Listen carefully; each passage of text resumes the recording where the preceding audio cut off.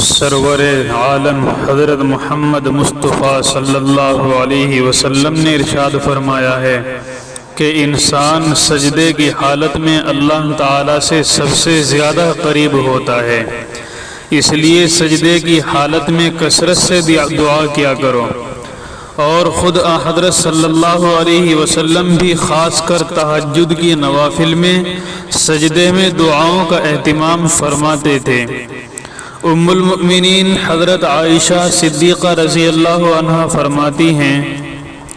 کہ ایک رات میں نے دیکھا کہ پیغمبر علیہ السلام بستر پر تشریف نہیں فرما ہیں، تو میں نے اندھیرے میں ٹٹولا تو مصلی پر آپ صلی اللہ علیہ وسلم کے قدموں پر میرا ہاتھ پڑا۔ آپ نماز کے سجدے میں تھے اور زبان مبارک پر یہ عاجزانہ دعا تھی: اعوذ برضاک من سخطک واعوذ بمعافاتک من عقوبتک واعوذ بک منک لا احصی ثناء علیک انت کما اثنیت علی نفسک، کہ اے اللہ میں آپ کی خوشنودی کے ذریعے آپ کی ناراضگی سے پناہ چاہتا ہوں، اور میں خود آپ کی ذات عالی کے واسطے سے آپ کے عذاب سے پناہ چاہتا ہوں۔ میں آپ کی حمد و ثنا کو شمار نہیں کر سکتا، آپ ویسے ہی ہیں جیسا کہ آپ نے خود اپنی تعریف فرمائی ہے۔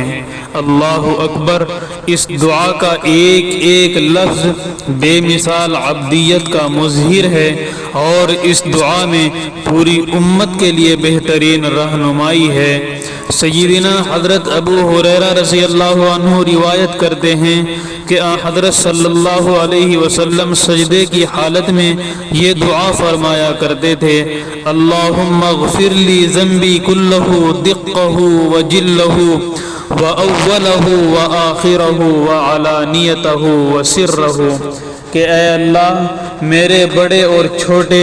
اگلے اور پچھلے، اور کھلے ہوئے چھپے ہوئے ہر طرح کے گناہ معاف فرما دیجئے۔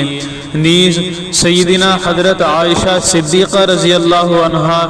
روایت کرتی ہیں کہ نبی اکرم صلی اللہ علیہ وسلم نماز میں یہ دعا فرمایا کرتے تھے: اللہم انی اعوذ بک من عذاب القبر واعوذ بک من فتنة المسیح الدجال واعوذ بک من فتنة المحیاء والممات اللہم انی اعوذ بک من المأثم والمغرم، کہ اے اللہ میں عذاب قبر سے پناہ چاہتا ہوں، اور مسیح دجال کے فتنے سے بھی پناہ چاہتا ہوں، اور زندگی اور موت کے فتنے سے پناہ کا طالب ہوں، اور اے اللہ میں گناہ اور تاوان یعنی قرض وغیرہ سے پناہ چاہتا ہوں۔ اس پر کسی صاحب نے پیغمبر علیہ السلام سے سوال کیا کہ آپ بکثرت قرض سے پناہ مانگتے ہیں، اس کی کیا وجہ ہے؟ تو آپ صلی اللہ علیہ وسلم نے ارشاد فرمایا کہ بات یہ ہے کہ جب آدمی مقروض ہوتا ہے تو گفتگو میں جھوٹ بولتا ہے اور وعدہ خلافی کرتا ہے، اس لیے اس سے پناہ مانگنی چاہیے۔